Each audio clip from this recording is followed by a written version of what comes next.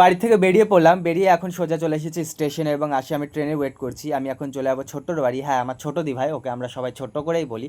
তো চলে যাবো, যেহেতু আজকে চিনি বার্থডে। যাওয়ার সাথে সাথেই চিনি দেখো আমাকে দেখে লজ্জা পেয়ে গেছে, যেহেতু অনেক দিন পরে আসা হলো, সে কারণে চিনি লজ্জা পেয়ে গেছে এখানটায়। তারপরে ও তো কিছুতেই মানে আমার কাছে আসবে না, পুরো লজ্জাতে একদম লাল লাল হয়ে গেছে।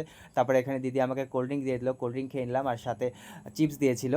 তারপরে খাওয়া দাওয়ার পরে এখানটায় চিনি দেখো খুশিতে মামা এসেছে, আর এখানটা তারপরে চিনি আমাকে একটা গান শুনিয়ে দিল।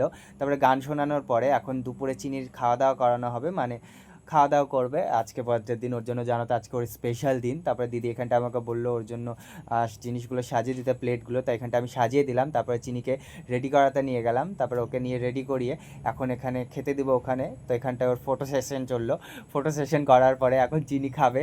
তো যখন খেতে বসেছে আমি ওকে ভিডিও করছিলাম এবং চিনি বলছিল মামা ভিডিও করো না, এখনই দেখতে পাবে তোমরা। ও হাত নাড়িয়ে বলবে মামা ভিডিও করো না, ওর লজ্জা লাগছে। ওরা একটু একটু বড় হচ্ছে আর প্রচণ্ড পরিমাণে ওর লজ্জা হয়ে গেছে, মানে কি বলবো, লজ্জায় একদম লাল লাল হয়ে যায় ও। তারপর এখানটায় খেতে বসেছিল আর এখানটায় ওর ভাতটা একটু গরম ছিল, তো ভাতটা ওর হাতে লেগে গেছিলো গরমটা, যাই হোক। তারপরে এখানটায় ও খাওয়া দাওয়া করে নিল, যাই হোক এত কিছু তো খেতে পারেনি। তারপরে খাওয়া দাওয়ার পরে একটু রেস্ট করলাম এবং রেস্ট করার পরে তারপরে আমি চলে যাই সোজা বাজারে। বাজারে গিয়ে ওর ড্রেসের ম্যাচিং করে আমি এই যে বালুনস নিয়ে চলে আসি আর যা যা জিনিস লাগবে ডেকোরেশনের জন্য। প্রতি বছর আমি নিজের হাতেই করি ওর ডেকোরেশনটা। তো এখানটায় দেখো, আর এখানটা ওর ড্রেসের সঙ্গে পুরো ম্যাচ দেখো, ওর কেকটাও সেম থিমে করা হয়েছে।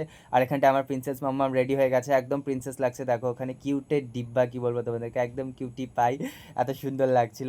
তারপরে আমরা কেক নিতে চলে যাই, আর কেকটাও দেখো একদম বললাম যা ওর থিম, ওর ড্রেস ওর কেক পুরো একদম ম্যাচিং হয়েছে। আর একটা মানে কি বলবো ঘটনা তোমাদেরকে, যেহেতু নিচে ইনভার্টার রয়েছে, ওপরে ইনভার্টার নেই আর কারেন্ট চলে যায় এবং এখন কি করা হবে, তো সেভাবেই লেট হয়ে যাচ্ছিলো। সে কারণে অনেক চেষ্টা করা হয়েছিল ওপরে কারেন্টের ব্যবস্থা নেওয়ার জন্য, বাট কোনো কিছুই হয়নি। তো ফাইনালি আমাদের লাস্টে যেহেতু ডেকোরেশন ওপরে হয়েছে, তো এখন কেক কাটিংটা ওপরেই করতে হবে, নিচে আর করা হয়নি। তো ওপরে কেক কাটিং করার পরে পুরো গরমে সবাই ঘেমে গিয়েছিলো, তো কেক কাটার সাথে সাথেই সবাই নিচে চলে যায়। আর এখন নিচে খাওয়া দাওয়া করানো হবে, উপরে খাওয়া দাওয়া আর করানো হবে না, যেহেতু এখন কারেন্ট নেই, বুঝতে পারছো। ইনভার্টারটাও উপরে এখনও সেটিং করা হয়নি, সে কারণে ওপরে আর এখন খাওয়া দাওয়া করানো হবে না, নিচের দিকেই খাওয়া দাওয়া করা হবে। তো সবাইকে এখন খেতে দিয়ে দেয়, বাচ্চাগুলো নিচে বসে এবং সবাই ওপরে বসে। তো আজকে ব্লগটা এটুকু, ভালো লাগলে লাইক কমেন্ট শেয়ার করতে, চলো।